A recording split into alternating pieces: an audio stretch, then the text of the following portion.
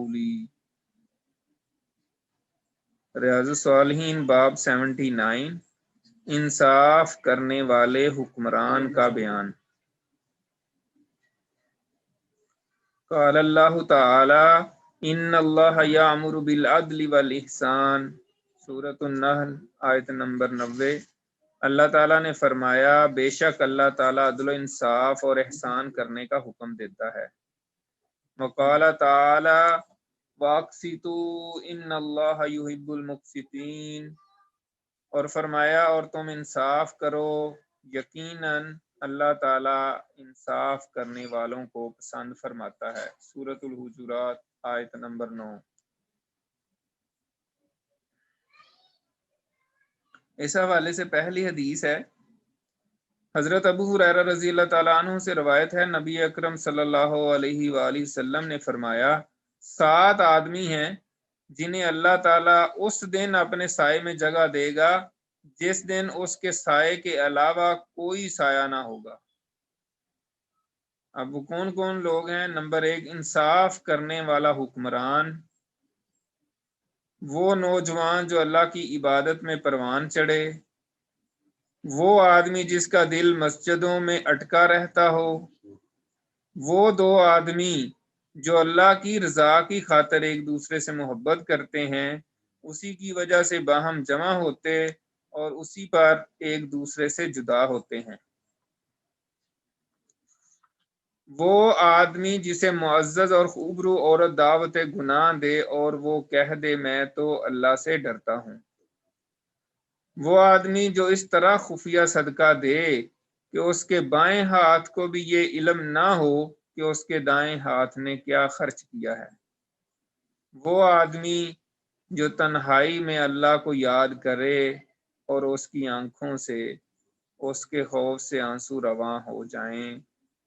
بخاری و مسلم کی متفقن علیہ حدیث ہے، اور یہ پہلے بھی آ چکی ہے، باب جو ہے نا فضل حب فی اللہ تعالی، یعنی اللہ تعالیٰ کی محبت میں محبت کرنا کسی سے۔ تو یہاں پہ امام نووی جو رحمۃ اللہ علیہ جو ہے نا اس کو اس وجہ سے لے کر آئے ہیں کہ امام عادل حکمران کا کیونکہ اس میں ذکر آیا ہے، اور یہ باب اس وجہ سے اس نام سے ہے، تو یہ حدیث اس لیے لے کر آئے ہیں۔ اگلی حدیث ہے، حضرت عبداللہ بن عمر بن عاص رضی اللہ تعالیٰ عنہ سے روایت ہے، رسول اللہ صلی اللہ علیہ وآلہ وسلم نے فرمایا بے شک انصاف کرنے والے اللہ کے پاس نور کے ممبروں پر ہوں گے، یعنی وہ لوگ جو اپنے حکم میں، اپنے گھر والوں کے بارے میں اور ان کاموں میں جو ان کے سپرد ہیں انصاف کا اہتمام کرتے ہیں۔ یہ بھی مسلم شریف کی حدیث ہے، یعنی یہ قیامت کے دن ان کو نور کے ممبروں پہ بٹھایا جائے گا۔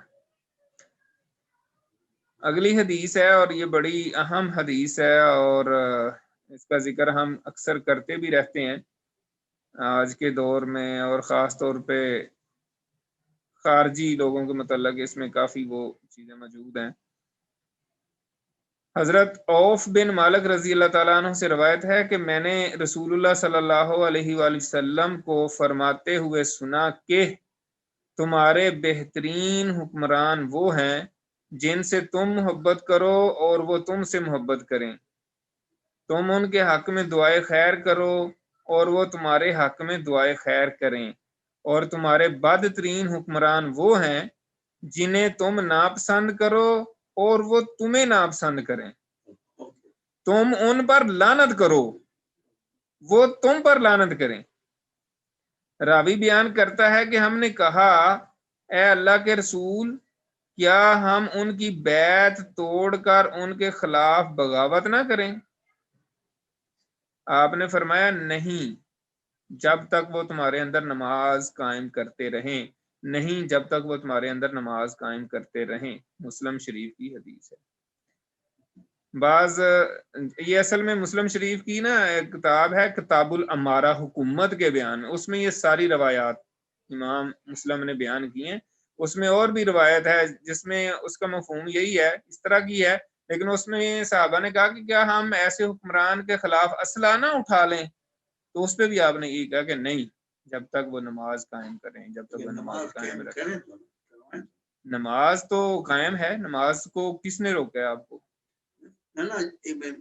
معاف کرنا، نماز قائم کروائیں یا نماز قائم ہوتی ہو؟ جب تک وہ تمہارے اندر نماز قائم کرتے ہیں۔ اس کا انہوں نے لکھی ہے فوائد میں، اس میں دونوں قسم کے حکمرانوں کی نشاندہی کر دی گئی ہے۔ ایک وہ حکمران جو عوام کے خیر خواہ اور انہیں عدل و انصاف مہیا کرنے والے ہیں، یہ بہترین حکمران ہیں، ان کے لیے عوام دعائیں کرتے ہیں اور یہ عوام کے لیے دعائیں کرتے ہیں۔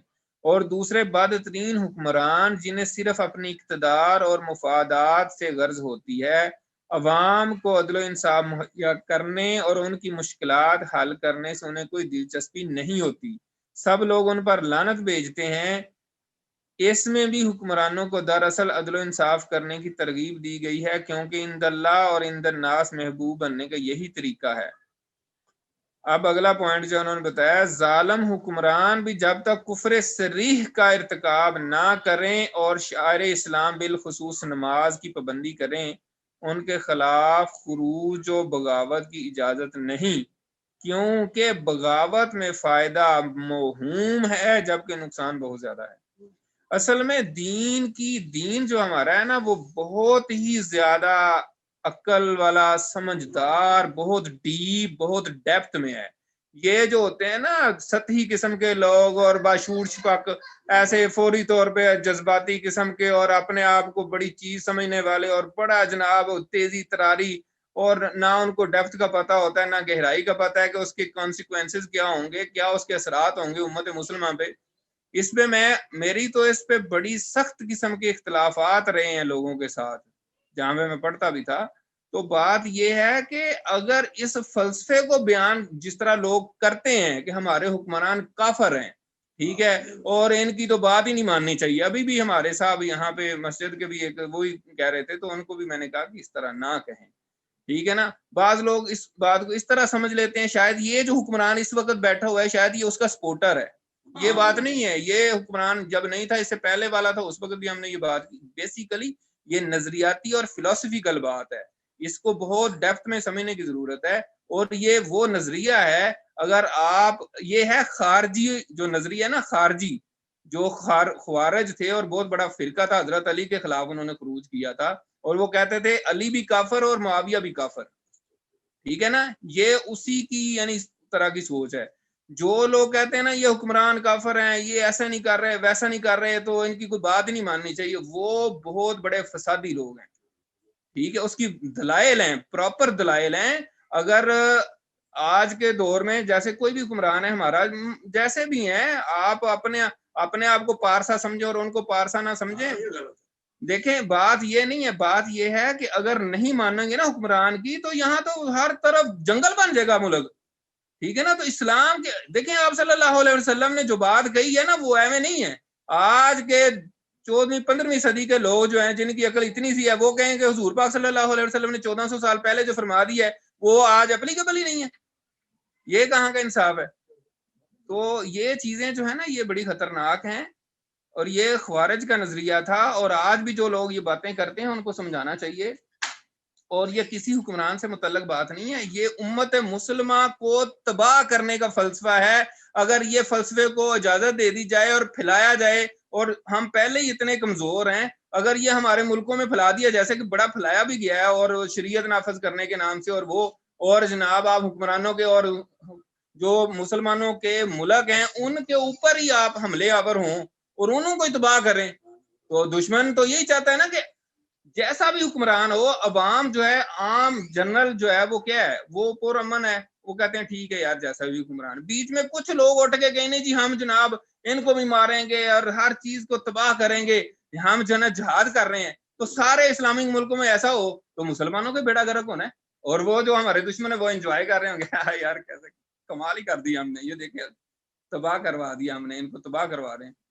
تو یہ جو ہے نا اس وجہ سے یہ فلسفہ ٹھیک نہیں ہے، اس کو بہت ہی زیادہ آرام سے سمجھ کے، اسی لیے ہمارے علماء اکرام کی جو جنرل اپروچ ہے نا، جو امت مسلمہ کے علماء اکرام ہیں، یہ نہیں ہے کہ جو ایویں 1.5 اینٹ کی مسجد میں آگے بیچ میں سے کوئی اپنی بات کرے، اس کی نہیں میں بات کر رہا۔ جو امت کے علماء اکرام ہیں، جو بے شک آپ کو ان سے 100 اختلافات ہوں، لیکن جو ہمارے علماء کرام ہیں وہ دیوبندی ہیں، اہل حدیث ہیں، بریلوی ہیں، جو اہل سنت والجماعت میں آتے ہیں، ان کا یہی موقف ہے کہ اس پہ عمل کریں، اپنے آپ کو جو ہے نا اس میں سے نکال کے اور ایسی باتیں نہ کریں۔ تو یہ میں نے اصل میں اس لیے بات کی ہے کہ لوگ ابھی بھی آپ کو ایسے ملیں گے جو کہیں گے جی ہمارے حکمران تو کافر ہیں، تو یہ حکومت فلاں ہے اور یہ کون سی اسلامی حکومت ہے۔ ٹھیک ہے، آپ اس لیول کی حکومت نہیں ہے، وہ تو ٹھیک ہے بات، لیکن آپ ان کے خلاف بغاوت نہیں کر سکتے۔ اگر کریں گے تو امت مسلمہ کا آپ نقصان کریں گے، اور یہ نہیں چاہتا اسلام۔ اللہ اور اللہ کے رسول جو ہے نا، انہوں نے جو باتیں بتائی ہیں وہ اس وجہ سے بتائی ہیں۔ آپ کوشش کریں علمی طور پہ، اسی پہ مولانا تقی عثمانی صاحب نے بھی کہا تھا کہ مسلح جد و جہد کرنے کی اجازت نہیں ہے، آپ ویسے کوششیں کریں علمی طور پہ، سیمینار کریں، حکمرانوں کو بار بار وارننگ دیں، جیسے علماء کرام اپنے باقی بڑے کام منوا لیتے ہیں تو اس میں بھی کروا لیں۔ اگلی حدیث ہے حضرت ایاز بن حمار رضی اللہ تعالیٰ عنہ سے روایت ہے کہ میں نے رسول اللہ صلی اللہ علیہ وسلم کو فرماتے ہوئے سنا کہ 3 قسم کے لوگ جنتی ہیں۔ ایک وہ حکمران جو انصاف کرنے والا اور اعمال خیر کی توفیق سے بہرہ ہو۔ دوسرا وہ آدمی جو ہر مسلمان اور رشتہ دار کے لیے مہربان اور نرم دل ہو۔ تیسرا مانگنے سے گریزاں وہ شخص جو عیال دار ہونے کے باوجود سوال سے بچنے والا ہو۔ یہ بھی مسلم شریف کی حدیث ہے، اور اس میں ایک جو انصاف کرنے والا حکمران ہے اس کے ساتھ ساتھ دوسرے نمبر پہ جو بتایا گیا وہ بڑا اہم ہے، جو عام طور پہ ہمارے معاشرے میں اس کی ہم توجہ نہیں کرتے، وہ ہے کہ وہ آدمی جو ہر مسلمان اور رشتہ دار کے لیے مہربان اور نرم دل ہو۔ تو رشتہ داروں کے ساتھ جو ہے نا اچھا سلوک کرنے کے حوالے سے بھی بہت احادیث ہیں، تو وہ اس کا علیحدہ سے باب آئے گا تو اس میں انشاءاللہ تعالی بات کریں گے۔ تو اللہ تعالیٰ سے دعا ہے کہ اللہ تعالیٰ ہمیں عمل کرنے کی توفیق عطا فرمائے، اور اسلام کی جو مین سٹریم ہے، جو ہماری امت کا جو ایک کلیکٹیو بیہیویئر ہے، اس پہ ہی ہمیں چلنے کی توفیق عطا فرمائے، نہ کہ 1.5 اینٹ کی مسجد بنا کے اپنی ایک اس میں چلیں۔ جزاک اللہ۔